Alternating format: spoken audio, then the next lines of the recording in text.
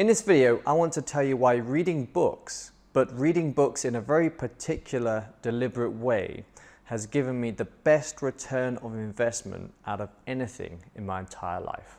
Watch this video to learn more.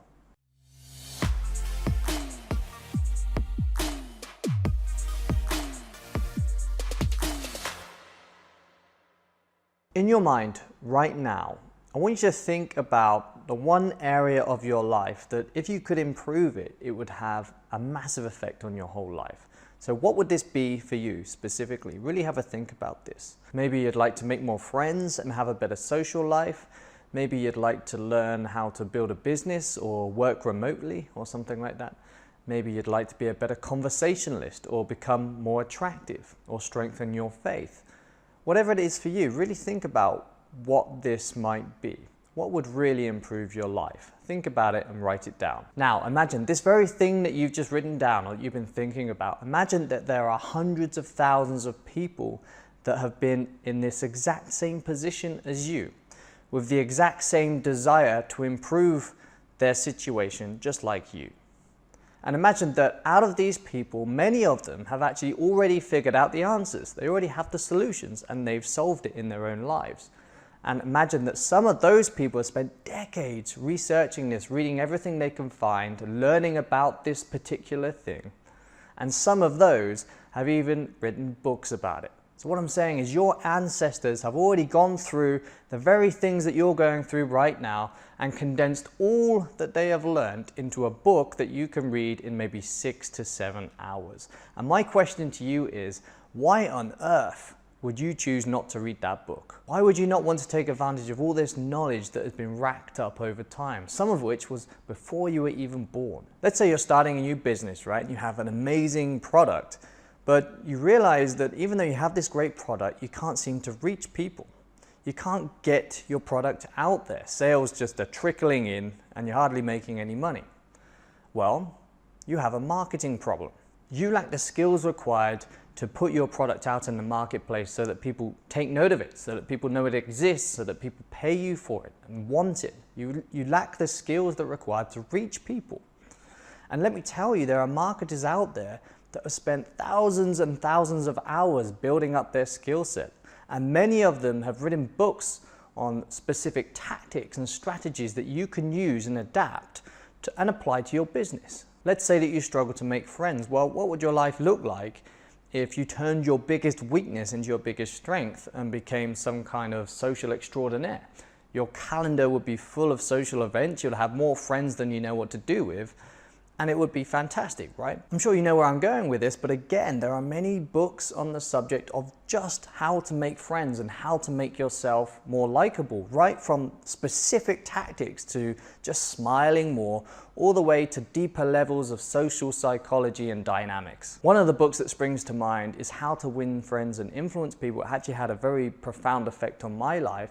And in that book, there's like 300 pages worth of how to make yourself a more likable person. Maybe you have low self-esteem and you keep jeopardizing yourself. You keep sabotaging your efforts to, let's say, get a promotion. Why? Because you have imposter syndrome, which is a common side effect of low self-esteem, where you believe that if you get this promotion, then people will finally start to see you for who you are, a fraud, somebody who doesn't deserve this position. Why? Because you don't believe that you deserve this position, because you have low self-esteem. Imagine if you could just straighten your mindset out so that you really thoroughly believe that you really are worthy of that promotion, that you deserve it, and you are the right person for the job. Again, there are many books out there that you can purchase right now that talk about how to cultivate self-esteem and solve this very specific issue of imposter syndrome. One of my favorite books is called The 6 Pillars of Self-Esteem and actually had a hugely transformative effect on my life. Honestly, it's really quite unbelievable the amount of life-changing stuff that you can learn just by educating yourself through books. But there is, of course, a caveat to all this, and that is one of application. It's no good reading all these books unless you get a real-world result at the end of it. You have to apply and improve your life. And I see so many people that enjoy reading self-development books, these so-called self-development junkies. They're so focused on how many books they get through, the quantity, right? They read one book and then jump onto another book and then another book. They do this so much that they miss the point of reading these books in the first place, and that is to get a real-world result. It's to apply what they learn to their lives. That's what reading these self-development books is all about. So what do I mean by this? Well, instead of randomly just reading self-development books at whatever takes your fancy at that particular point in time, so for instance it might be a self-development book and then a productivity book and then a sales book, be more deliberate about things. Make a commitment to yourself that you're going to solve one thing at a time and treat it like a project. This project may take 2 weeks, it may take 2 months. It doesn't really matter, but the most important thing is you make this decision deliberate and you see it through until you get a real world result at the other end. The important thing is that you don't move on to the next project until you finish the project that you're currently working on, and that takes discipline. Let's face it, if you can't get a result in this one project, this one thing you're working on, then it's really no good jumping onto the next project because the pattern will just repeat itself and you'll become the type of person that doesn't get any results from doing all this reading. Let me give you a practical example of this. So at some point about 2 years ago, at the time of making this video, I decided that I wanted to improve my self-esteem. I had cripplingly low self-esteem, and at that point in time, improving my self-esteem was a seriously high point of leverage for me. So I ran a self-esteem project, and this is what I did. Firstly, I went onto Amazon and I bought a bunch of books on the topic, and I devoured these books, taking very extensive notes. It may have taken me a few weeks to devour these books, but I started to realize what the problem was. The problem was that my low self-esteem basically came from the fact that I kept trying to please other people. I kept looking for validation from external sources. Great, so now I understood the problem that I was having. Then as I continued reading through these books, I started to build up a solution. I realized what I needed to do to improve my situation, which was, instead of trying to please other people, start building up a picture in my own head of what I think an awesome person is, and then start living my life by those principles, by those values. In other words, I needed to become the person that I admired rather than the person that I thought other people would appreciate. Great, at this point I had a problem and I had a solution. So I finished these books and it gave me a much greater understanding of the situation. I knew what my problem was, I knew what my solution was.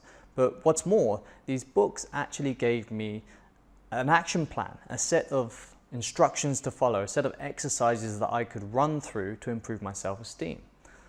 So I didn't stop there. I didn't stop after just finishing these books. I then went on and took these exercises on. This meant doing a lot of sentence completions, which is an exercise where you're given a stem, a sentence stem, and then you have to complete the sentence rapidly without thinking. I also did a lot of journaling for introspection, and I also spent a lot of time thinking about the kind of values that I admired that I wanted to embody. Honestly, I must have worked on these exercises every day for about 3 or 4 weeks before I started to see any results.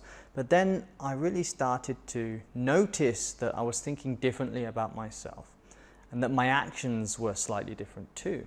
And this positive feedback loop kind of kept me going. So I kept doing these exercises and my self-esteem kept on improving.